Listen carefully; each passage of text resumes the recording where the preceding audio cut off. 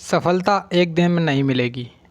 कि सफलता एक दिन में नहीं मिलेगी, लेकिन मेहनत करने वालों को एक दिन मिलती ज़रूर है। तो अपनी मेहनत को जारी रखिएगा। तो हेलो दोस्तों, जय हिंद, नमस्कार साथियों। तो आज के वीडियो में हम लोग करने वाले हैं दिल्ली पुलिस के लिए आपके रीजनिंग के सेट को।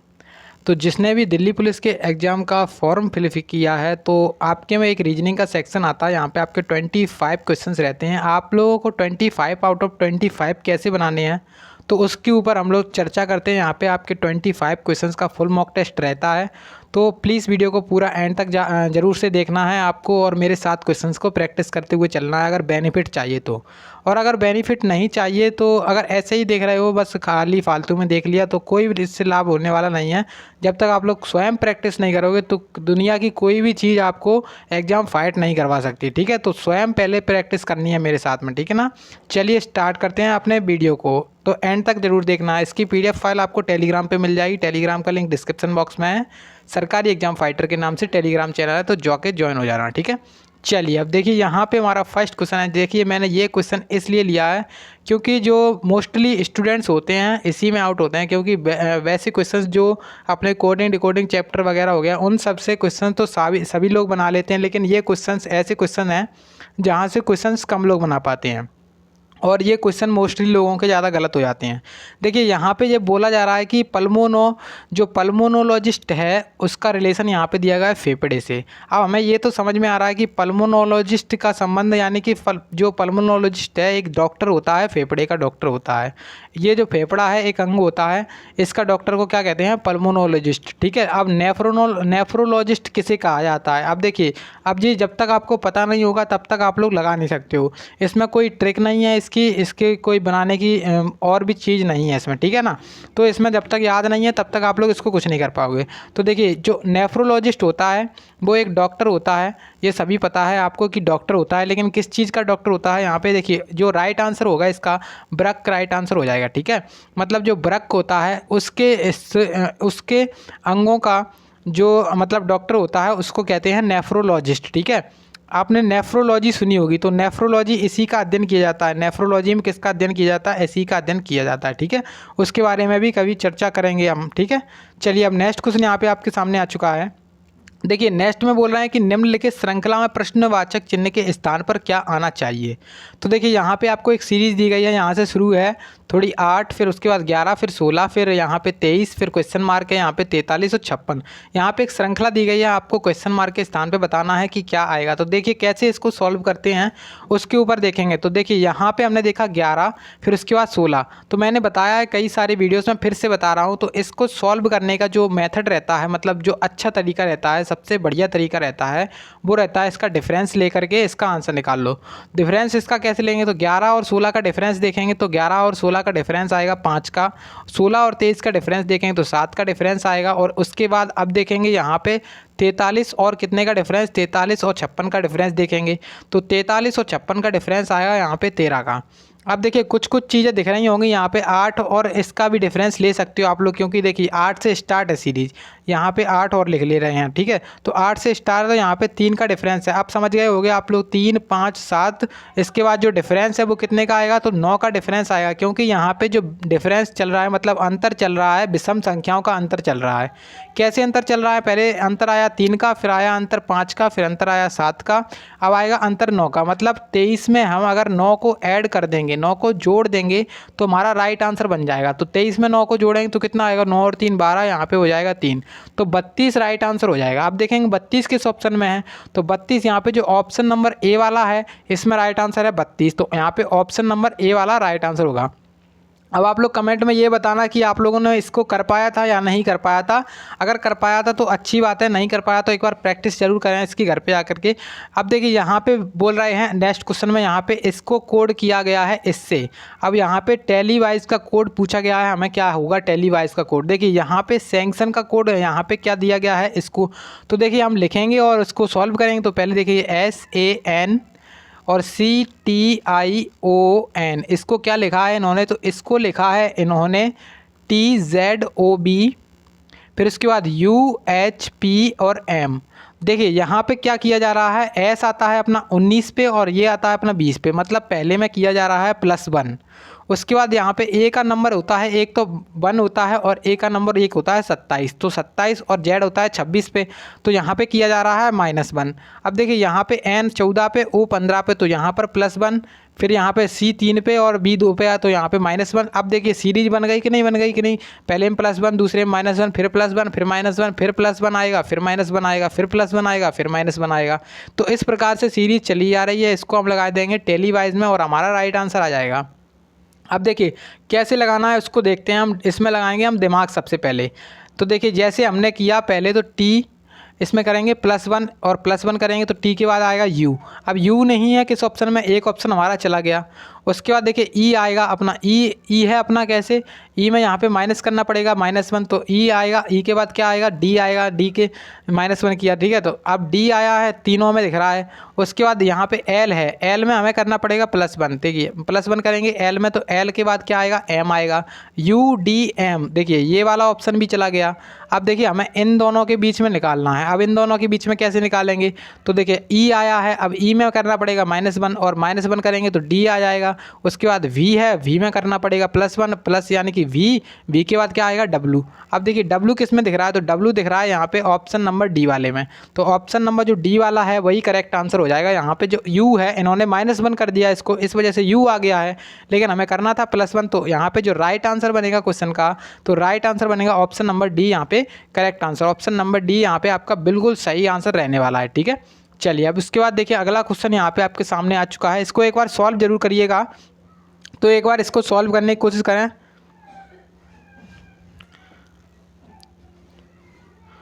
तो देखिए अब हम इसको करते हैं सॉल्व। देखिए यहाँ पे हमने देखा 4 अक्षर समूह दिए गए हैं। इसमें से क्या बोल रहे हैं, जिनमें से 3 किसी ना किसी रूप से एक जैसे हैं और एक विषम है, तो उस अक्षर समूह का चयन कीजिए जो विषम है। तो यहाँ पे हमें क्या बताना है, ऑड वन आउट बताना है, सबसे अलग बताना है, बेजोड़ बताना है।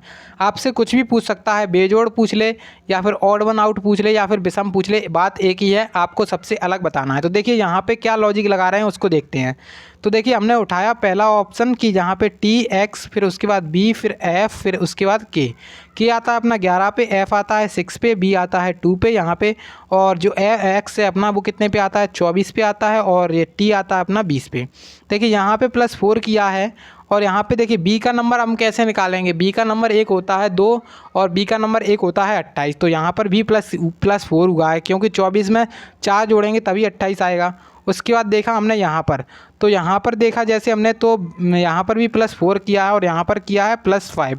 अब देखिए पहले में इन्होंने क्या लॉजिक लगाया, +4 +4 +4 और अगले में 5। तो ये अगर लॉजिक सारे के सारे में लग जाएगा और जिस में नहीं लगेगा तो वही हमारा राइट आंसर हो जाएगा। इसमें तो ये लॉजिक बना। और अब ये देखेंगे इस वाले में, तो y के बाद d लिखा है, फिर उसके बाद i, फिर उसके बाद n, फिर उसके बाद s। तो ये आता है 25 पे, ये आता है अपना कितने पे, ये आता है अपना d 4 पे, और i आता है 9 पे, ये आता है 14 पे, और ये आता है 19 पे। देखिए यहाँ पे किया है +5 और 9 और 5 14, यहाँ पर भी 5 ऐड किया है और यहाँ पर भी 5 ऐड किया है, और तो ऑब्वियस सी बात है यहाँ पर भी 5 ऐड किया है, मतलब इसमें कुछ अलग लॉजिक लगा रहे हैं। अब देखिए हमें देखना है कि लॉजिक कौन सा वाला फिट बैठ रहा है। जो जैसे हमने इस वाले में लॉजिक निकाला था वो वाला अगर फिट बैठेगा तो हमारा ये अलग हो जाएगा, और अगर हमारा ये वाला लॉजिक फिट बैठेगा, इस वाला मतलब ये वाला लॉजिक फिट बैठेगा तो हमारा ये वाला अलग हो जाएगा, ठीक है ना। चलिए अब देखते हैं यहाँ पे +5 कौन से में हो रहे हैं। देखिए यहाँ पे देखा हमने B, फिर उसके बाद G, फिर L, Q और B। अब इसमें देखेंगे तो B आता है अपना 2 पे, ये आता है अपना 7 पे, ये आता है 12 पे, ये 17 और ये 22। अब देख सकते हो यहाँ पे +5 हुआ है, यहाँ पर भी +5 हुआ है, यहाँ पर भी +5 हुआ है और यहाँ पर भी +5 हुआ है। तो समझ गए होंगे आप लोग कि यहाँ पे जो लॉजिक लग रहा है इन दोनों में सेम लग रहा है। तो मतलब जो सेम लॉजिक है वो यही वाला है +5 वाला। तो मतलब जो अलग है वो सबसे अलग कौन सा हो जाएगा, ऑप्शन नंबर जो अपना ए वाला है, यहाँ पे सबसे अलग ऑप्शन नंबर ए वाला हो जाएगा। हम चेक भी कर सकते हैं कि है यही है आंसर हमारा कि नहीं है, तो इसको चेक करके देख लो। तो P, U, Z, E और J। तो देखिए यहाँ पे +5 हुआ है क्योंकि P आता है 5 पे, J आता है 10 पे, और यहाँ पे देखिए P आता है अपना 16 पे और U आता है 21 पे, +5 हुआ है। 21 और 5 होते हैं 26, यहाँ पर भी +5 हुआ है। ऑब्वियस सी बात है यहाँ पर भी +5 होगा। तो +5 सारे में हो रहा है, मतलब यहाँ पे जो ऑप्शन नंबर फर्स्ट वाला ए वाला है वो सबसे अलग है, विषम है। तो right answer option number first वाला हो जाएगा, ठीक है।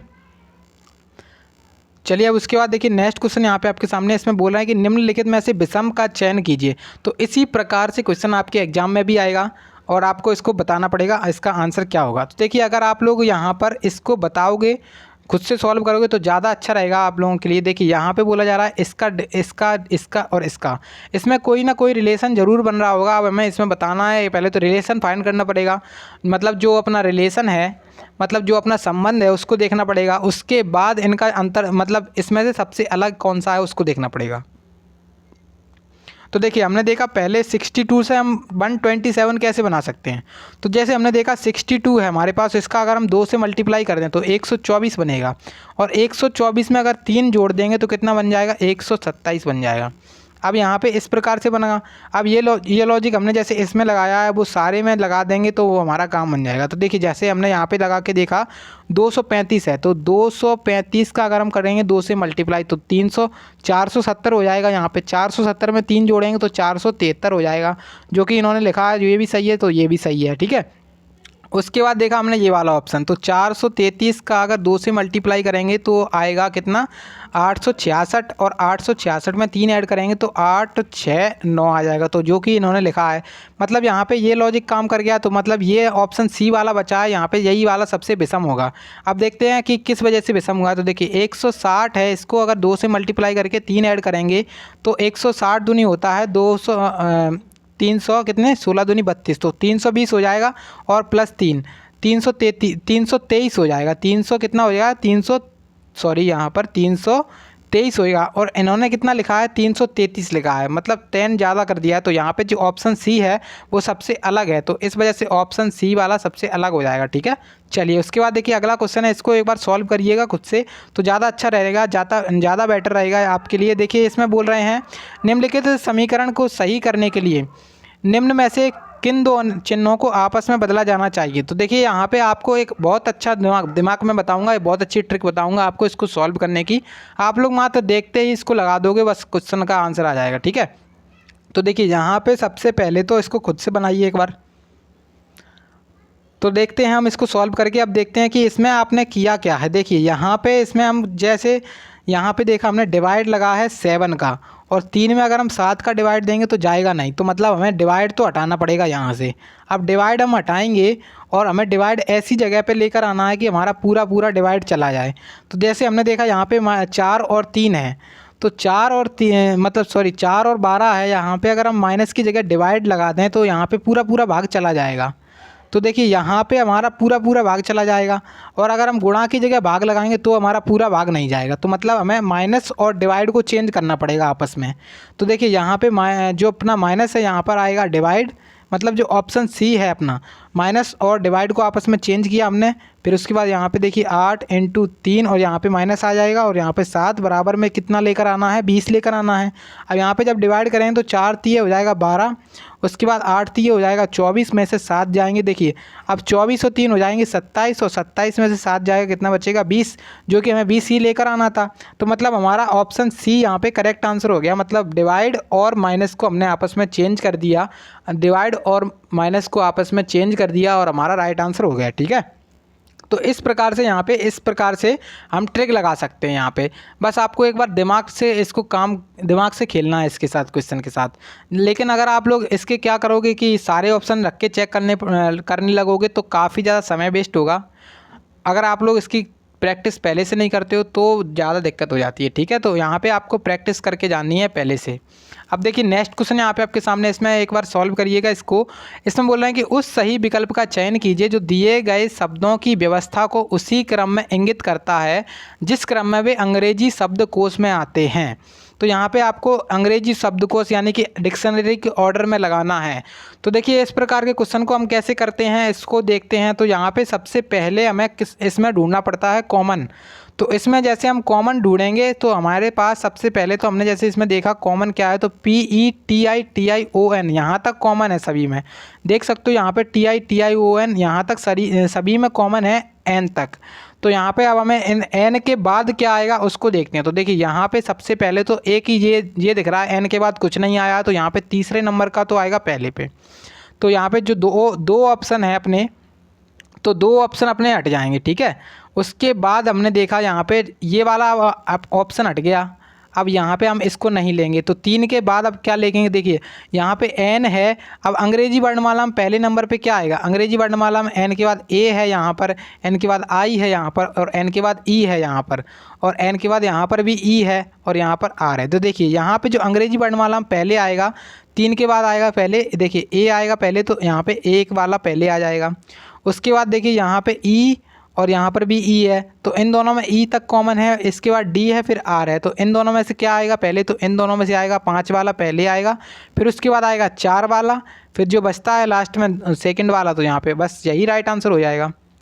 यही राइट आंसर होगा क्या, नहीं अभी नहीं होगा, क्योंकि देखिए यहाँ पे 5 तो 5 पहले आएगा क्या, नहीं आएगा। देखिए एन के बाद क्या है, ई है, और एन के बाद यहाँ पे क्या है, आर है।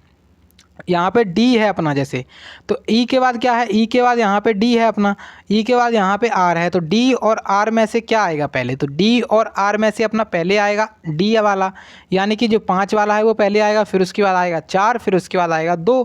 तो यहाँ पे जो राइट आंसर बनेगा यहाँ पे 3 1 5 4 2। तो ऑप्शन नंबर जो बी वाला है करेक्ट आंसर हो जाएगा, ऑप्शन नंबर बी। ठीक है, चलिए उसके बाद अब अगला क्वेश्चन देखते हैं। इसमें बोल रहे हैं कि 4 शब्द दिए गए हैं, तो जिसमें से 3 किसी निश्चित प्रकार से समान हैं और एक अलग है। बेजोड़ शब्द का चयन कीजिए। तो इसका आंसर बताइए एक बार आप लोग कमेंट में, इसका आंसर जरूर से बताएं कि क्या इसका राइट आंसर होने वाला है। तो 4 शब्द दिए गए हैं यहाँ पे, तो एक इसमें से निश्चित प्रकार से समान है, 3 निश्चित प्रकार से समान है और एक अलग है। उस अलग का हमें चयन करना है, उस अलग का आंसर बताना है।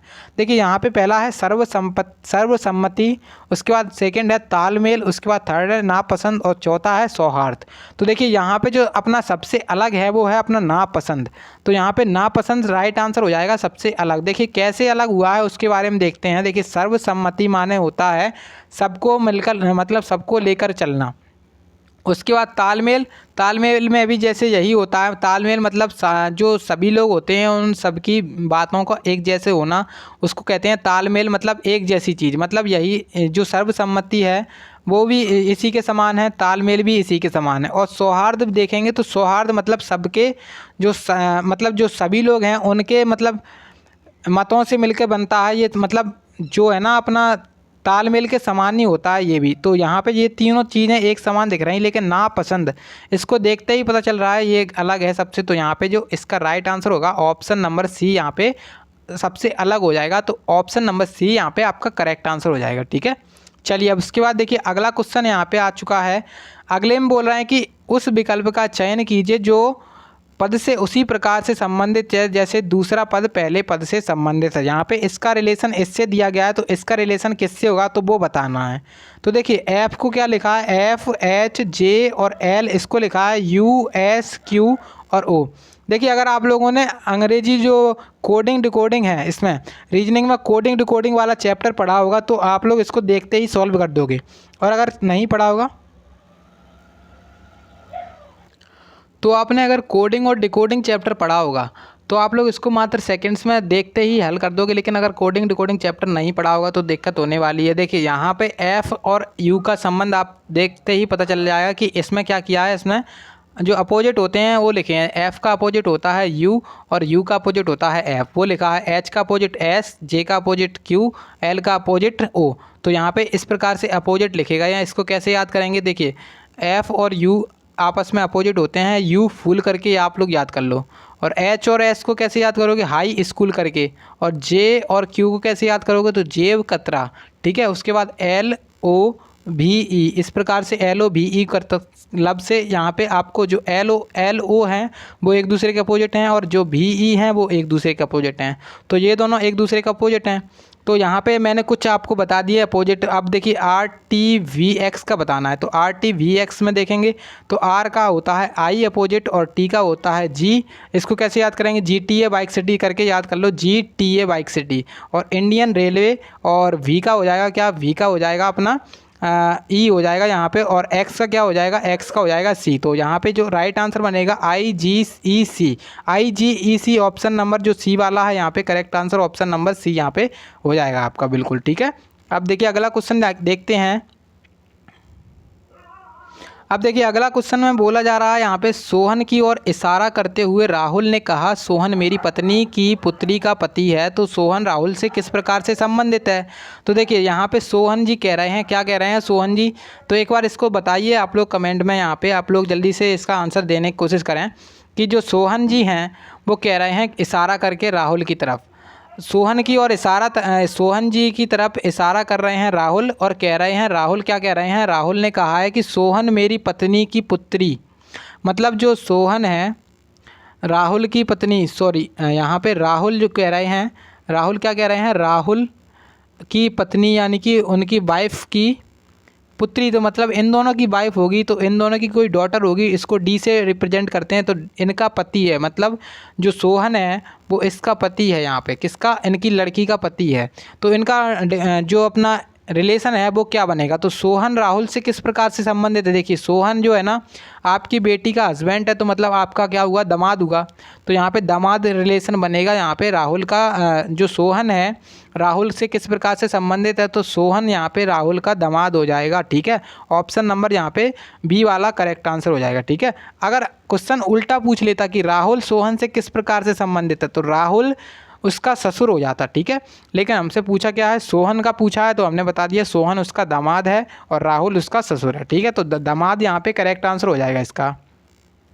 अब देखिए अगला क्वेश्चन यहाँ पे दिया गया है, इसमें बोला है कि उस समुच्चय का चयन कीजिए जिसमें संख्याएं उसी प्रकार से संबंधित है जैसे निम्नलिखित समुच्चय की संख्याएं संबंधित हैं। देखिए यहाँ पे हमें रिलेशन दिया गया है 14, 13 और 132।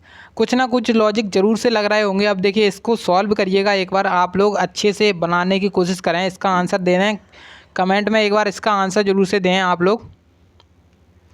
हाँ तो देखिए अब हम करते हैं इसको सॉल्व और इसका लॉजिक देखते हैं। तो आपने कर लिया होगा, मुझे उम्मीद है, नहीं किया है तो देखते हैं इसका लॉजिक। देखिए यहाँ पे किया है 14, फिर उसके बाद 13 और यहाँ पे हुआ 132। अब हमें 132 देख के पता चल रहा है कि मल्टीप्लाई तो हुआ है, किसी ना किसी में तो मल्टीप्लाई हुआ। अगर हम 14 और 13 का मल्टीप्लाई करें तो 13 चौके होता है 52, और उसके बाद 13 एकम 13 और 5 कितने हो जाएंगे? 18। तो 182 हो रहा है। तो मतलब यहाँ पे तो कुछ और ही लिखा है इन्होंने 132, तो कुछ अलग किया है यहाँ पे। कुछ अलग किस प्रकार से किया है? आप देखिए 14 है यहाँ पे और इसमें 13 का मल्टीप्लाई नहीं किया है।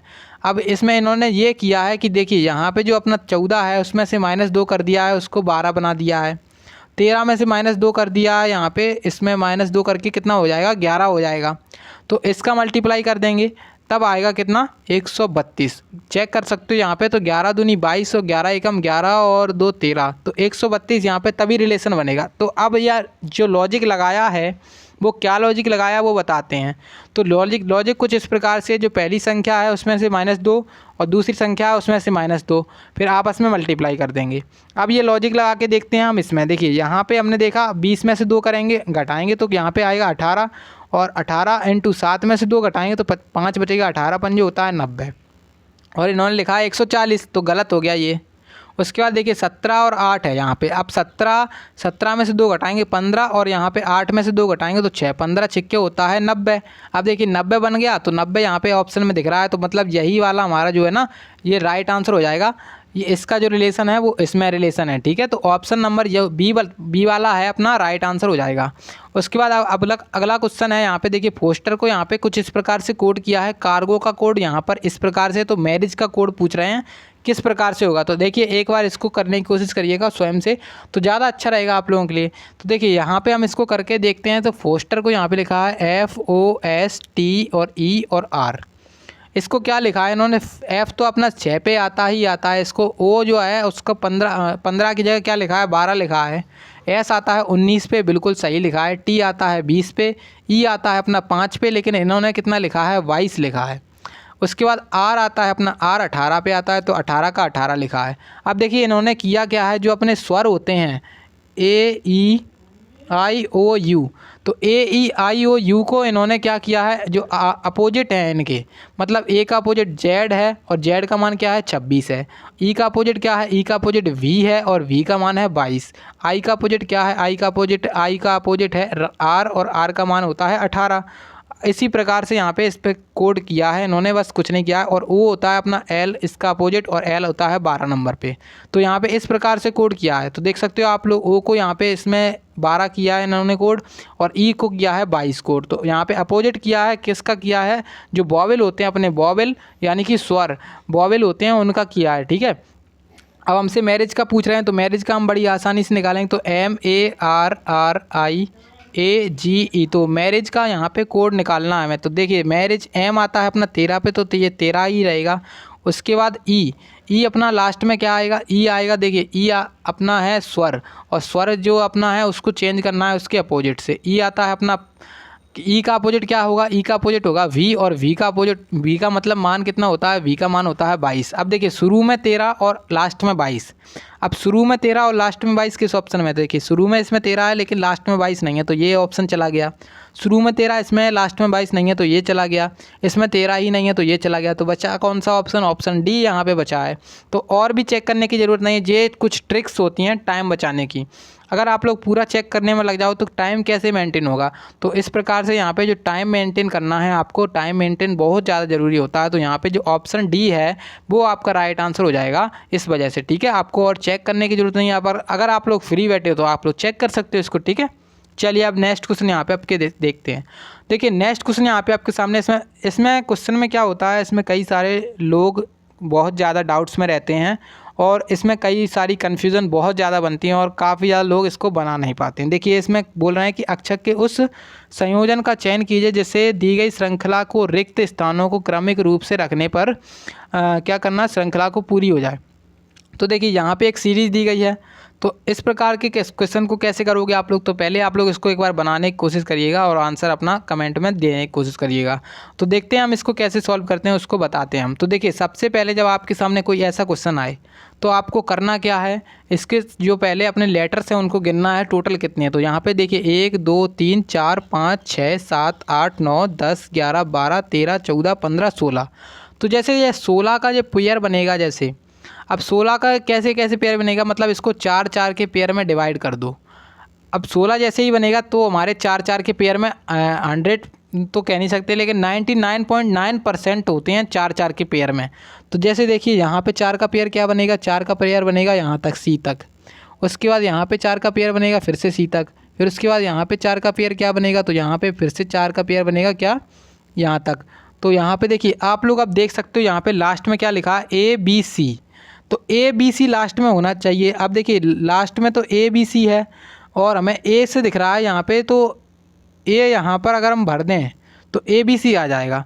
अब देखिए ABC अब हमारा पूरा कोड बन गया। तो AA हो गया, फिर उसके बाद B हो गया, फिर उसके बाद C हो गया। तो इस प्रकार से 4 4 के कोड में हमें इसमें डिवाइड करना है। अब हमें ये वाला पहला वाला A कैसे, सेकंड वाला A कैसे पता चला, इस वजह से पता चला। देखिए आप लोग देख सकते हो यहाँ पे ABC है और यहाँ पे हमें ब्लैंक दिया गया था, तो A हमने भर दिया तो ABC हो गया। तो मतलब ABC चल रहा है अपना, ABC लेकर चलेंगे हम। तो ABC मतलब पहले वाले में क्या आएगा, पहले वाले में आएगा A, फिर यहाँ पर A और B आएगा, क्योंकि A हो जाएगा अपना A, और उसके बाद BC, फिर A, फिर उसके बाद BC, फिर से A, फिर उसके बाद BC, फिर से A, और उसके बाद BC। तो ये 4 4 के पेयर में बट जाएंगे। अब देखिए यहाँ पे हमने पहले में ये भरा है A, फिर उसके बाद क्या भरा है, फिर उसके बाद हमने क्या भरा है यहाँ पर, उसके बाद भरा है हमने A और B। देख सकते हो यहाँ पे A और B भरा है। फिर उसके बाद देखिए पहले में क्या भरा है A, और अगले में क्या भरा है A और B। अब देखिए यहाँ पे हमें किस ऑप्शन में दिख रहा है, तो खाली ऑप्शन C में दिख रहा है A, फिर उसके बाद A B, फिर A C A। तो यहाँ पे ऑप्शन C जो है ना वो करेक्ट आंसर हो जाएगा। ऑप्शन C यहाँ पे आपका राइट आंसर हो जाएगा, ठीक है। चलिए उसके बाद अब नेक्स्ट क्वेश्चन यहाँ पे आपके सामने है। देखिए नेक्स्ट में बोल रहे हैं कि कथन एक दिया गया है। इसमें कथन मैंने पूरी लैंग्वेज नहीं लिखी है, लेकिन आप लोग समझ सकते हो इसके कि आपको बताना क्या होता है कि कौन सा निष्कर्ष सही है इसमें से। तो बस यही आपको बताना है कि इसमें से कौन सा निष्कर्ष सही है। तो देखिए कैसे करेंगे, यहाँ पे कुछ मग ग्लास हैं, इसका हमें बनाना होता है वेन डायग्राम, और वेन डायग्राम हम बनाएंगे और आंसर निकालेंगे अपना। अब देखिए वेन डायग्राम बनाते हैं और आंसर निकालते हैं। अब देखिए यहाँ पर बोल रहे हैं कि कुछ मग ग्लास हैं, मग को बना रहे हैं गिलास।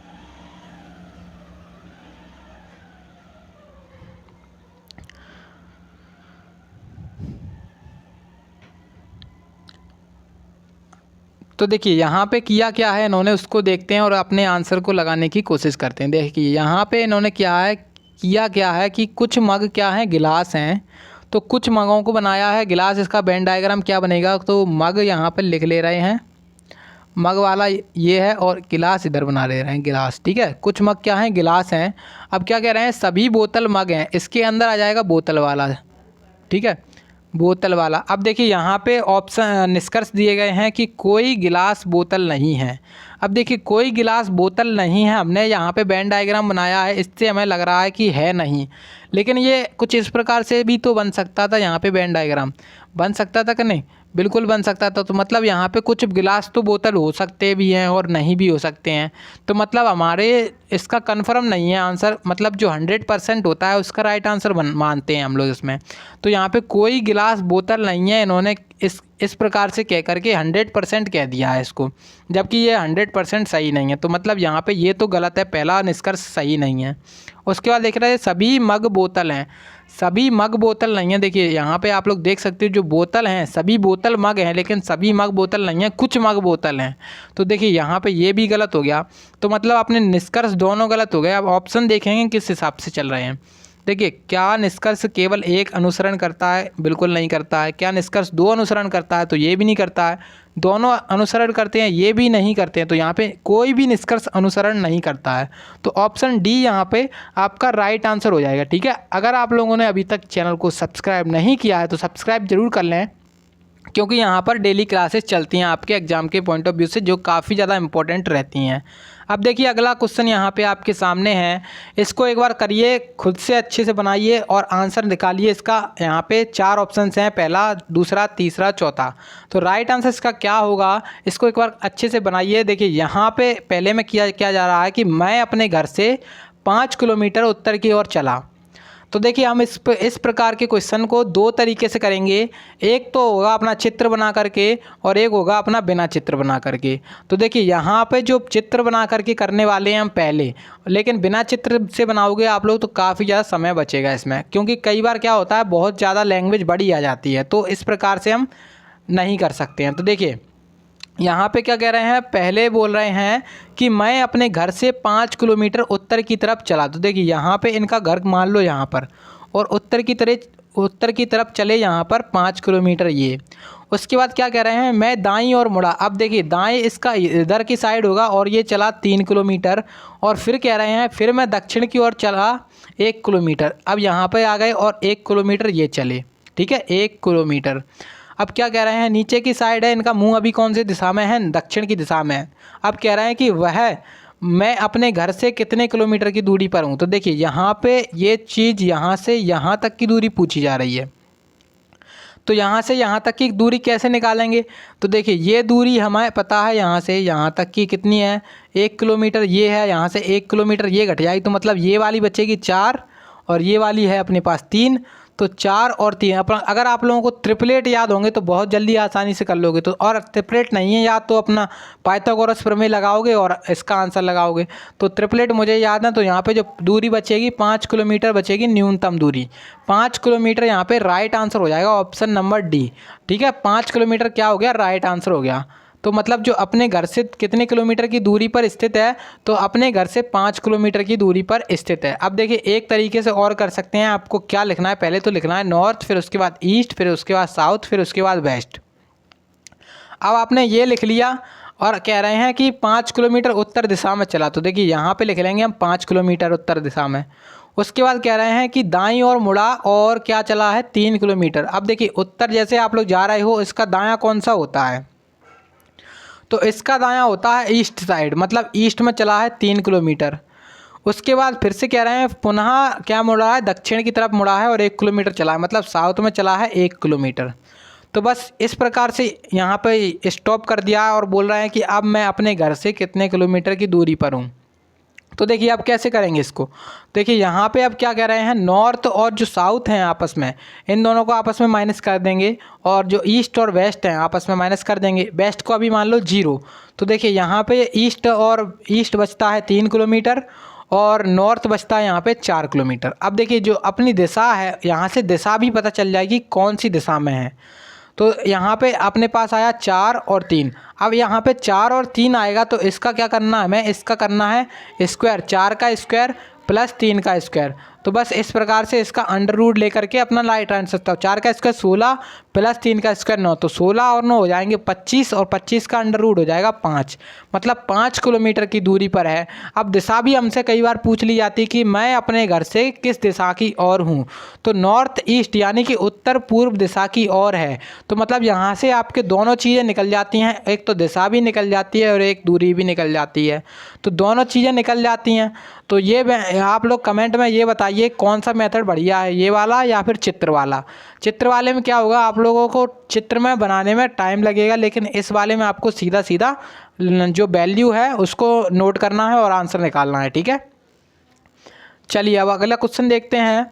देखिए अगला क्वेश्चन में बोला जा रहा है कि कथन दिया गया है हमें यहाँ पे, और यहाँ पे 2 तर्क दिए गए हैं। अब हमें यहाँ पे बताना है कि कौन सा तर्क सही है और कौन सा तर्क सही नहीं है, या फिर दोनों सही हैं या फिर दोनों गलत हैं। अब देखिए यहाँ पे बोल रहे हैं पहले में क्या भारत में निजी क्षेत्र में पूरी तरह से राष्ट्रीयकरण किया जाना चाहिए। क्या भारत में पूरी तरह से जो निजी क्षेत्र हैं, प्राइवेट सेक्टर हैं, उनमें राष्ट्रीयकरण किया जाना चाहिए, मतलब नेशनलाइजेशन किया जाना चाहिए उनका। अब देखिए यहाँ पे जो तर्क दिए गए हैं, 2 तर्क दिए गए हैं। क्या दिए गए हैं, हाँ, पहला तर्क है यहाँ पे हाँ कि निजी क्षेत्र को विकसित करने का एकमात्र तरीका उनका राष्ट्रीयकरण करना है। उसका सेकंड जो तर्क है उसमें बोल रहे हैं कि नहीं, क्योंकि राष्ट्रीयकरण के बाद निजी क्षेत्र कम कुशलता से कार्य करेगा। तो देखिए यहाँ पे जो पहला तर्क है उसमें कह रहे हैं कि हाँ, निजी क्षेत्र को विकसित करने का एकमात्र तरीका उनका राष्ट्रीयकरण करना है। तो ये ऐसा बिल्कुल नहीं है जैसे कोई प्राइवेट सेक्टर है तो वो पहले से ही डेवलपमेंट है, मतलब जो अपना कोई सरकारी कार्यालय है और प्राइवेट सेक्टर है, तो आप लोग खुद ही देख सकते हो कि कई बार क्या होता है, सरकारी भी ठीक ठाक रहता है लेकिन जो प्राइवेट कंपनी रहती है वो ज़्यादा डेवलप रहती है, प्राइवेट कंपनी ज़्यादा डेवलप रहती है बिना मतलब उसके राष्ट्रीयकरण के। तो मतलब ये लॉजिक तो हो गया फेल, मतलब पहला जो तर्क है वो गलत हो गया। उसके बाद देखते हैं सेकंड कि यहाँ पे बोल रहे हैं कि नहीं, क्योंकि राष्ट्रीयकरण के बाद निजी क्षेत्र कम कुशलता से कार्य करेगा। तो देखिए यहाँ पे ऐसा भी नहीं है कि राष्ट्रीयकरण हो जाएगा उसका तो कम कुशलता से कार्य करेगा, तो ये भी गलत हो जाएगा। तो मतलब हमारा ना तो निष्कर्ष ना तो तर्क 1 और ना ही तर्क 2, तो एक भी सही नहीं है यहाँ पर, ठीक है। अब ऑप्शन देखते हैं कि कौन सा ऑप्शन है। तो देखिए ऑप्शन डी दिखा है, ऑप्शन डी में बोल रहा है कि ना तो ना तो तर्क 1 और ना ही तर्क 2 प्रबल हैं। तो यहाँ पे ऑप्शन डी आपका राइट आंसर हो जाएगा, ठीक है। चलिए अब नेक्स्ट क्वेश्चन देखते हैं। इसमें देखिए बोल रहे हैं कि डेसिबल का रिलेशन दिया गया है ध्वनि से। डेसिबल का रिलेशन किससे दिया गया है, ध्वनि से दिया गया है। तो एम्पियर का रिलेशन किससे होगा। तो देखिए आसान क्वेश्चन है, तो सब लोग बना दोगे, मुझे पता है कि सब लोग बना चुके होंगे इस क्वेश्चन को। देखिए यहाँ पे जो डेसिबल है उसका रिलेशन क्या दिया गया है, ध्वनि। अब देखिए जो ध्वनि होती है, अपनी साउंड होती है, उसको किस में नापते हैं, डेसिबल में नापते हैं। उसी प्रकार से जो विद्युत धारा होती है उसको एम्पियर में मापा जाता है, ठीक है। तो एम्पियर में मापा जाता है यहाँ पे विद्युत धारा को, ठीक है। अब देखिए दाब है, दाब को किस में नापते हैं, पास्कल में। तापमान को किस में नापते हैं, तापमान को किस में नापते हैं, कमेंट में एक बार बताएं। और आयतन को किस में नापते हैं, ठीक है। दाब का मैंने बता दिया, दाब का क्या होता है, पास्कल, ठीक है। चलिए अब अगला क्वेश्चन देखते हैं। अगले क्वेश्चन बोल रहे हैं कि दिए गए स्वरूप को ध्यानपूर्वक अध्ययन कीजिए और उस संख्या का चयन कीजिए जो उस प्रश्नवाचक को प्रतिस्थापित करेगा। ये क्वेश्चन मार्क यहाँ पे दिया गया है और इसमें बताना है कि इसमें क्वेश्चन मार्क जो दिया गया है उसके स्थान पर कौन सी संख्या आएगी। तो एक बार इसको सॉल्व करिए अपने आप से और इसका आंसर बनाने की कोशिश करिए और कमेंट बॉक्स में आंसर ज़रूर से लिखिएगा इसका। देखिए अब इसको हम करते हैं सॉल्व, क्योंकि काफ़ी ज़्यादा इसमें अच्छा लॉजिक लगाया गया है। देखिए यहाँ पे इसको देखा हमने, तो इसमें कई प्रकार के लॉजिक, अलग अलग तरीके से लॉजिक लगते हैं। जैसे हमने पहले में लगा के देखा लॉजिक अपने वैसे ही कि इसको ऐड करके देखेंगे हम। तो ऐड करके देखेंगे 2 और 3 5 और 1 6, 6 का स्क्वायर कितना होगा, 36 हो जाएगा इस प्रकार से। लेकिन अगर हमने इसको ऐड किया तो 5 और 4 9 और 2 11, और 11 का स्क्वायर कितना होता है, 11 का स्क्वायर होता है 121। मतलब लॉजिक फेल, ख़त्म हो गया यहीं पर। तो मतलब ये लॉजिक काम नहीं करेगा। अब उसके बाद देखा हमने यहाँ पर कि 2 का स्क्वायर कितना होता है 4, 3 का स्क्वायर कितना होता है, 3 का स्क्वायर 9, 1 का स्क्वायर 1। अब इस सब इनको ऐड करेंगे तो कितना होएगा, तो 14 होएगा। तो मतलब ये भी गलत हो गया। उसके बाद बचता है एक और कि 2 का क्यूब और करके देख लो। तो 2 का क्यूब होता है 8, 3 का क्यूब होता है 27 और 1 का क्यूब 1 ही रहता है। तो 27 और 1 28, 28 और 8 होते हैं 36। यहाँ पे 36 आ रहा है क्या? बिल्कुल आ रहा है। अब हम देखते हैं कि ये लॉजिक हमारा सही है या नहीं है। तो देखिए यहाँ पे 5 का क्यूब करेंगे तो 5 का क्यूब 125 और 4 का क्यूब होता है 64 और 2 का क्यूब होता है 8। अब इनको ऐड करेंगे तो कितना आएगा? और 8 और 4 12 और 5 17 की 7 और हासिल लगी 1, 6 और 3 9, मतलब 197 आ रहा है। बिल्कुल आ रहा है। तो मतलब ये लॉजिक हमारा लग गया। ये इस प्रकार का लॉजिक लग गया। क्या किया है? तीनों का क्यूब करके ऐड कर दिया है। तो बस इस प्रकार से इनका भी क्यूब करेंगे और ऐड कर देंगे। तो 2 का क्यूब 8 होता है, सभी को पता है। 3 का क्यूब होता है 27, 4 का क्यूब होता है 64। तो देखिए 7 और 4 कितने होते हैं? 11 और 11 और 8 होते हैं 19। 19 यहाँ पे एक हासिल और 6 और 3 9, तो मतलब 99 आ जाएगा। क्वेश्चन मार्क के स्थान पर क्या आएगा? 99। अब 99 कौन से ऑप्शन में है? तो 99 ऑप्शन नंबर बी वाले में है। तो ऑप्शन नंबर बी वाला यहाँ पे आपका राइट आंसर हो जाएगा, ऑप्शन नंबर बी वाला। ठीक है, चलिए अब नेक्स्ट क्वेश्चन देखते हैं। नेक्स्ट क्वेश्चन यहाँ पे आपके सामने है। तो नॉन वर्बल के क्वेश्चन भी आपसे पूछे जाते हैं आपके एग्जाम में, अगर आप लोग दिल्ली पुलिस का एग्जाम दे रहे हो तो दिल्ली पुलिस का एग्जाम आपके अक्टूबर में होने वाला है, आप सभी को पता होगा। तो इसके लिए यहाँ पे नॉन वर्बल के भी कम से कम 4 से 5 क्वेश्चन तो आ ही जाते हैं यहाँ पर। तो देखिए नॉन वर्बल में अगला क्वेश्चन यहाँ पे आपके सामने एक जो अपना पेपर है उसको फोल्ड किया गया है। इसको फोल्ड करके इस प्रकार से आकृति बनाई गई है। तो देखिए कोई भी पेपर हो जिस प्रकार से फोल्ड किया जाएगा उसी प्रकार से खुलेगा। मतलब इस प्रकार से फोल्ड किया गया तो इसी प्रकार से खुलेगा ये भी। तो मतलब अब इधर की साइड खुलेगा ये। तो मतलब ये ऊपर इस प्रकार की आकृति एक यहाँ पे बन रही है, तो एक नीचे भी बनेगी यहाँ पे आकृति। अब देखिए ये ऑप्शन किस में दिख रहा है? तो यहाँ पे केवल देखिए इसमें बनाई तो रही है, आकृति तो बनी है, लेकिन इसमें ये डंडा लगाना भूल गए हैं। यहाँ पर डंडा लगाना भूल गए तो ये तो गलत हो गया। उसके बाद ये भी सही हो सकता था, लेकिन यहाँ पे इन्होंने बिंदी लगाना भूल गए तो ये भी गलत हो गया। और ये तो हो ही नहीं सकता। तो ऑप्शन सी बचा है यहाँ पे। ऑप्शन सी आपका राइट आंसर हो जाएगा। बिल्कुल यहाँ पे ऑप्शन जो सी वाला है वो बिल्कुल सही तरीके से राइट आंसर है इसका। ठीक है, अब देखिए अगला क्वेश्चन है, एक बार इसको सॉल्व करिएगा। इसमें देखिए बोल रहे हैं, क्या कह रहे हैं इसमें कह रहे हैं कि दी गई सीट को मोड़कर एक घन बनाया जाता है, एक पासा बनाया जाता है। तो इस प्रकार से बने घन में डॉलर जो है, यहाँ पे जो डॉलर दिया गया है इसके विपरीत दिशा में कौन सा चिन्ह होगा? देखिए यहाँ पे क्या होता है, अल्टरनेट चलते हैं। इसको एक बार सॉल्व करिए, आंसर कमेंट में छापिए जल्दी से, फटाफट से इसका राइट आंसर बताइए कमेंट में। तो देखिए अब हम इसको करते हैं सॉल्व। इसमें हमने किया सॉल्व इसको, तो किया देखिए हमने यहाँ पे क्या कि यहाँ पे मैंने बताया अल्टरनेट आपके एक दूसरे के अपोजिट होते हैं। मतलब जो अपना एट द रेट है वो अपोजिट होगा किसके? परसेंटेज के। और जो अपना हैशटैग है वो हैशटैग किसके अपोजिट होगा? डॉलर के। तो डॉलर का ही बताना था हमें, तो डॉलर का अपोजिट क्या हो जाएगा? हैशटैग हो जाएगा। ऑप्शन नंबर सी यहाँ पे आपका राइट आंसर हो जाएगा। ठीक है, अब देखते हैं अगले क्वेश्चन को। अगला क्वेश्चन यहाँ पे फिर से नॉन वर्बल से दिया गया है। इसमें बोल रहे हैं कि उस विकल्प का चयन कीजिए जिसमें दी गई आकृति अंतर्निहित है और घूर्णन की अनुमति नहीं है। आपको जो आकृति दी गई है इसको घुमाने की अनुमति नहीं है। तो एक बार इसका राइट आंसर दीजिए कमेंट में। यहाँ पे आपका आंसर क्या होने वाला है? जल्दी से फटाफट से इसका राइट आंसर दीजिएगा। देखिए अब देखा हमने यहाँ पर पहला option, second option, third option और फोर्थ ऑप्शन। हमें इसमें कुछ समझ में नहीं आ रहा कि हम क्या करें। देखिए हमने जैसे इस आकृति को देखा कि ये आकृति कुछ इस प्रकार से यहाँ पे है और हमें यही आकृति चाहिए। तो ये आकृति तो मुझे दिख रही है केवल ऑप्शन नंबर बी वाले में। अब ऑप्शन नंबर बी वाले में कैसे दिख रही है उसको देखते हैं। देखिए यहाँ पे ऑप्शन नंबर बी मैंने जैसे आपको जूम करके दिखाया, जूम करके मैं इसलिए दिखा रहा हूँ यहाँ पे आपको अच्छे समझ में आ जाए। देखिए यहाँ पे एक आकृति यहाँ पे इस प्रकार से दिख रही होगी। थोड़ा सा मैं कलर चेंज करता हूँ यहाँ पर, फिर इसको दिखाता हूँ। देखिए यहाँ पे इस प्रकार से ये आकृति दिख रही है कुछ इस प्रकार से। ये आकृति आपको बतानी थी, देख सकते हो आप लोग, और यही यहाँ पे दिख रही है। तो मतलब जो ऑप्शन नंबर बी वाले में यहाँ पे आपको आकृति दिख रही है बिल्कुल, तो यहाँ पे आपका जो ऑप्शन नंबर बी वाला है वो बिल्कुल राइट आंसर हो जाएगा। ठीक है, तो ऑप्शन नंबर बी आपका राइट आंसर हो जाएगा इस क्वेश्चन का। ठीक है, तो ऑप्शन नंबर बी हो गया आपका राइट आंसर। चलिए अब नेक्स्ट क्वेश्चन देखते हैं। तो नेक्स्ट क्वेश्चन देख रहे हैं यहाँ पे क्या बोल रहे हैं कि वर्गों के उस समुच्चय का चयन कीजिए जिसके बीच में संबंध निम्नलिखित वेन आरेख द्वारा सर्वोत्तम रूप से दर्शाया गया है। तो एक वेन आरेख दिया गया हमें और इसमें ऑप्शंस दिए गए हैं कुछ कि यहाँ पे इसका वेन डायग्राम क्या बनेगा। तो यहाँ पे 4 ऑप्शंस दिए गए हैं कि मसाले, जीरा, पालक। तो देखिए मसाले के अंदर आएगा जीरा अपना, लेकिन पालक यहाँ पे आपका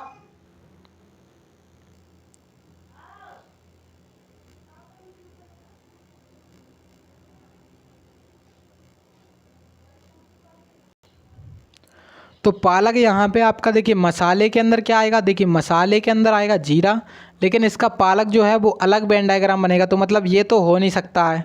उसके बाद नेक्स्ट यहाँ पे कि पशु पौधे और खीरा, पशु पौधे और खीरा यहाँ पे देखिए रिलेशन दिया गया है पशु पौधे और खीरा, तो ये तो कुछ दिख नहीं रहा, तीनों चीज़ें अलग दिख रही हैं, तो यहाँ पे ये भी गलत है।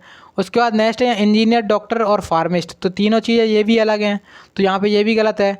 उसके बाद गेहूँ मक्का और अनाज, तो देखिए यहाँ पे इसका रिलेशन बनता है क्योंकि अनाज के में आता है, गेहूँ भी आता है और मक्का भी आता है, तो ऑप्शन डी यहाँ पे आपका राइट आंसर हो जाएगा। ऑप्शन नंबर जो डी वाला है वो यहाँ पे इस क्वेश्चन का राइट आंसर हो जाएगा। अब आपने कमेंट में कौन सा आंसर दिया था एक बार देख लीजिएगा आप लोग अपने हिसाब से। अब देखिए नेक्स्ट क्वेश्चन यहाँ पे आपके सामने जो कि 23 नंबर का क्वेश्चन रहने वाला है, इसमें बोल रहे हैं कि सही विकल्प का चयन कीजिए। यहाँ पे आपको क्वेश्चन मार्क के स्थान पर आकृति बताने की कौन सी वाली आकृति आएगी। तो देखिए पहली आकृति कुछ इस प्रकार से है, उसके बाद दूसरी आकृति में इन्होंने क्या किया है, यहाँ पे घुमा दी है, मतलब ये क्या कर रहे हैं, पहली आकृति में 45 डिग्री एंटी क्लॉकवाइज घुमा रहे हैं, यानी कि घड़ी की जो सुई की विपरीत दिशा है उसमें घुमा रहे हैं 45 डिग्री, ठीक है।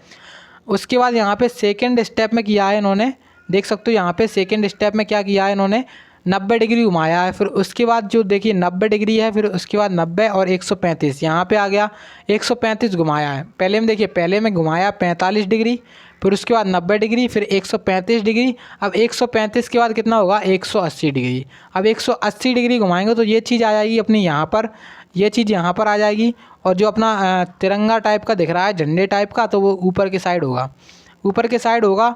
अब देखते हैं किस में दिख रहा है, तो देखिए ये तो अपना चला गया क्योंकि इसमें नीचे की साइड है, ये भी चला गया और ये भी चला गया, ऑप्शन ए बचता है, ऑप्शन ए यहाँ पे आपका राइट आंसर हो जाएगा, ठीक है। चलिए अब नेक्स्ट क्वेश्चन है यहाँ पे, जो कि आपका सेकेंड लास्ट क्वेश्चन रहने वाला है।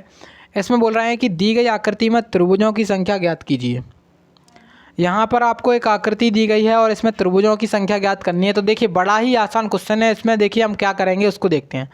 तो देखिए सबसे पहले तो आपको एक आकृति दिखनी चाहिए, ये वाली, मैंने ये कई बार बताया, आपको फिर से बता रहे हैं। देखिए इस आकृति में कैसे त्रिभुज ज्ञात करते हो, देखिए ये आकृति अपनी दी गई है यहाँ पर, इस प्रकार की आकृति देख सकते हो यहाँ पे, और इस प्रकार से, ठीक है।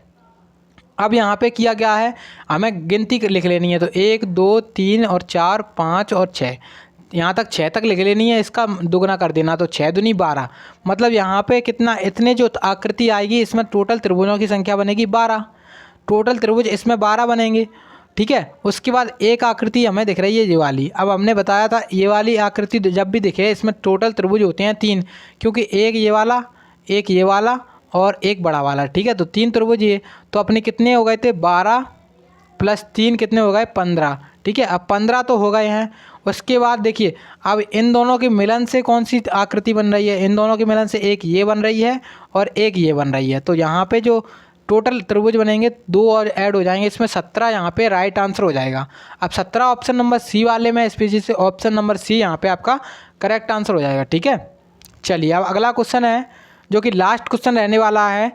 अब उम्मीद है कि आप लोगों को अभी तक जुड़े होंगे, तो अगर जुड़े हो तो आपको बेनिफिट ज़रूर मिलेगा, और नहीं जुड़े हो तो ठीक है, कोई बात नहीं है, आप लोग अच्छे से तैयारी करो बस। देखिए अब यहाँ पे कह रहे हैं कि निम्नलिखित आकृति में त्रिभुज बढ़ई, जो त्रिभुज है वो बढ़ई का प्रतिनिधित्व करता है, मतलब जो त्रिभुज है वो किसका है, बढ़ई का, ठीक है। उसके बाद क्या कह रहे हैं, वृत्त, जो अपना सर्किल है वो क्या कह रहे हैं, लोहार है, सर्किल लोहार को, जो आयत है अपना मछुआरे, आयत क्या है, जो फिशरमैन होते हैं मछुआरे, मछली पकड़ते हैं उनका, मछुआरे उनको लिख सकते हैं, ठीक है, मछुआरे। तो यहाँ पे इस प्रकार से दिया गया। अब देखिए यहाँ पे क्या कह रहे हैं, तो कितने व्यक्ति बढ़ई नहीं है ज्ञात कीजिए।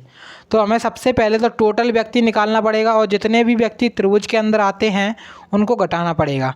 तो देखिए टोटल पहले कैसे निकालेंगे, तो टोटल निकालेंगे अपने 9 और 2 11 और 2 13 और 3 16, 16 और 5 21 और 4 25 और 1 26, तो मतलब टोटल जो इसमें व्यक्तियों की संख्या है वो टोटल 26 लोग हैं, ठीक है।